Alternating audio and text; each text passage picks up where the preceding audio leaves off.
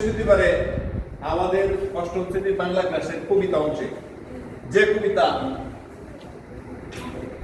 বাংলাদেশের রূপসী বাংলার কবি যাকে বলা হয়, ধূসর পাণ্ডুলিপির কবি যাকে বলা হয়, প্রকৃতির কবি যাকে বলা হয়, সেই জীবনানন্দ দাশের কবিতা আবার আসুন ফিরে।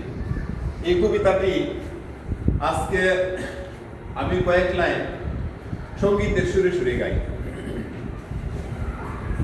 কবিতার নাম আবার আসি ফিরে।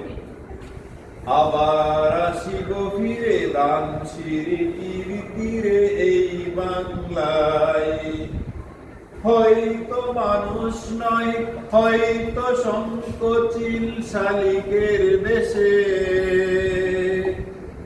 আবার আসিব ফিরে দান সিঁড়িটির তীরে এই বাংলায়, হয়তো মানুষ নয়, হয়তো বা সংকোচিল শালিকের বেশে। আবার আসিব ফিরে দান সিঁড়িটির তীরে এই বাংলায়, হয়তো মানুষ নয়, হয়তো সংকোচিল শালিকের বেশে।